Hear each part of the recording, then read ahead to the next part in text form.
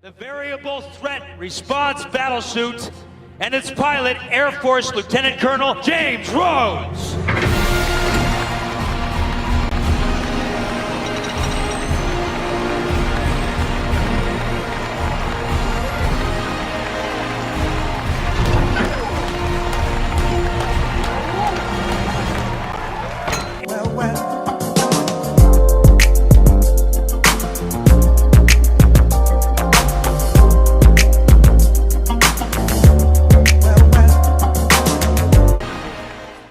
Some important books that you guys should go out and grab now.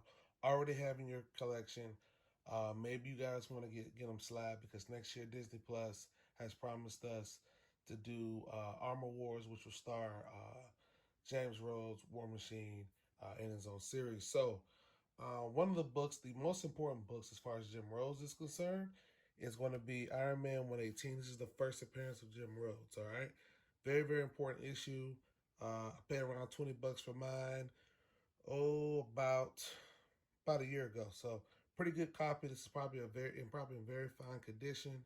So definitely go and pick up this book.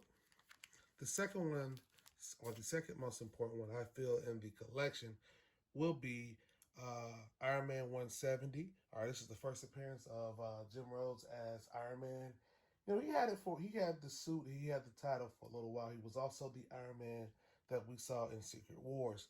So this will be the first full appearance. The cameo appearance is at the end of 169 of Jim Rhodes as Iron Man. Okay, so this is the first full appearance of War Machine. A lot of people think this is the first full appearance of War Machine.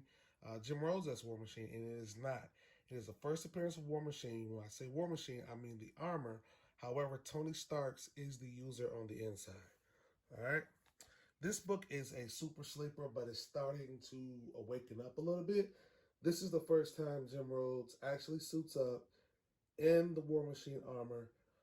Tony Stark faces death, and so he kind of steps in, and at the time he goes by the name Iron Man. That will be important a little bit later. All right. Next issue is probably, when we talk about titles, we talk about branding. This is the most important issue for War Machine because it is the time where he calls himself War Machine. This is Avengers 94. All right. Next issue. So a lot of people don't know a lot about this book. This is the Ash Can. This is the first appearance of War Machine in his own title. All right. These were like preview books, but actually it's got about 12 or 13 pages on the inside. But this actually predates the next book that I'm about to show you. But this will probably be a key book to pick up. All right, this is the first appearance of War Machine in his ongoing series. There's two covers. This is the variant cover, but there's another one that's just black that doesn't have the silver gloss. All right, so these are my picks for early War Machine books that you guys should pick up. All right, see you later. So I just want to show you some of my bonus books. This right here is the first appearance of Jim Rhodes. But if you see to the top left-hand corner, that's a little different branding. That's a Whitman. This is a Whitman cover. That's a Whitman branding. So you definitely want to, if you can find this in a while, you definitely want to pick it up. It might be a little bit pricey if it's at a comic book shop. Most of these books will not be in a long box. They'll most likely be on the back wall. Maybe somewhere, depending on the condition, $20 plus. All right. Another book that you might want to just grab if you're just a Jim Rhodes fan. This is Jim Rhodes on the cover of Marvel Age 18. He's playing a video game back in the day, back in the 80s. He used to have a thing called Quest Probe. And this is a cool cover. Jim Rhodes is out there playing, I guess, looks like to be in the Incredible Hulk video game. All right.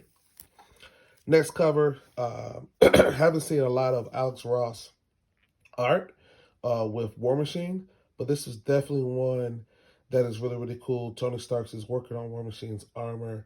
So the interesting thing about this as well is that the armor resembles the War Machine armor that we see in the MCU. If you take a closer look, this is Iron Man, the 2020 run, and this is issue number 7. And last but not least, probably one of my favorite covers. This is Marvel Age, and I believe this is 133. So if you find this book, you might see Bishop with the X-Men, but on the reverse cover, because back in the day they used to put two comics in one and have two different covers. And what they would do is they would split the story in half. Half of this story is of the X-Men, the other half is War Machine. All right. So these are just some bonus books. If you see them, grab them. They're pretty cheap, pretty inexpensive. But if you're trying to build your War Machine collection, these are definitely some books that you want to grab. Armor up!